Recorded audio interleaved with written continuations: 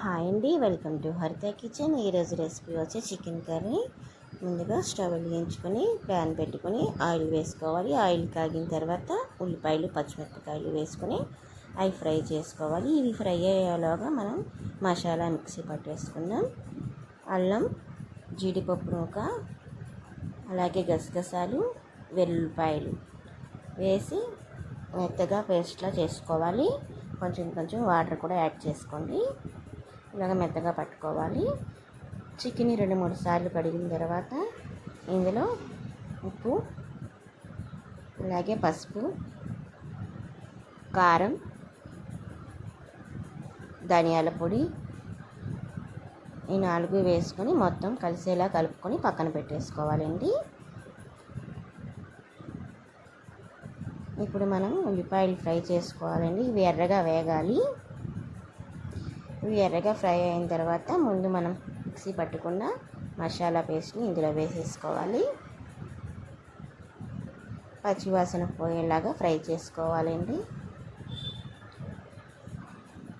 ఇలా కలుపుకుంటూ అడుగంటకుండా మనం పచ్చివాసన పోయేలాగా ఫ్రై చేసుకోవాలి. ఇలా ఆయిల్ పైకి వస్తుంది అంటే మసాలా ఫ్రై అయిపోయినట్టు లెక్కండి. ఇప్పుడు మనం కలిపి పెట్టుకున్న చికెన్ని ఇందులో వేసేసుకోవాలి.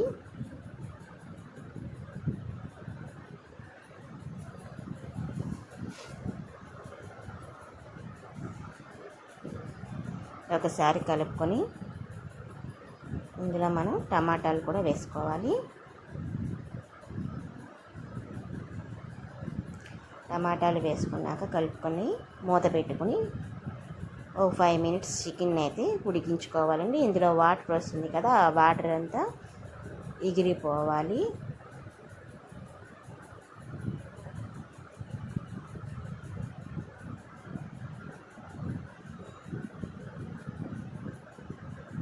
ఇప్పుడు ఇందులో మనం 1 గ్లాస్ వాటర్ యాడ్ చేసుకుందాం.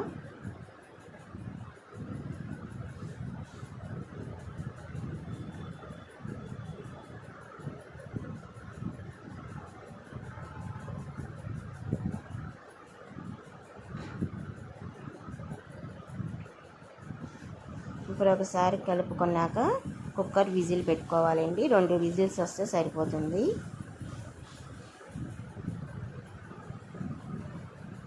ఇలా 2 విజిల్స్ వచ్చిన తర్వాత కుక్కర్ మూత ఓపెన్ చేసుకుని ఇందులో మనం కొత్తిమీర అలాగే గరం మసాలా వేసుకొని ఒకసారి కలుపుకొని ఆయిల్ పైకి వచ్చిన తర్వాత స్టవ్ ఆఫ్ చేసుకుని సర్వింగ్ బౌల్లోకి తీసుకుంటే రెడీ మన chicken curry. Thank you so much for watching.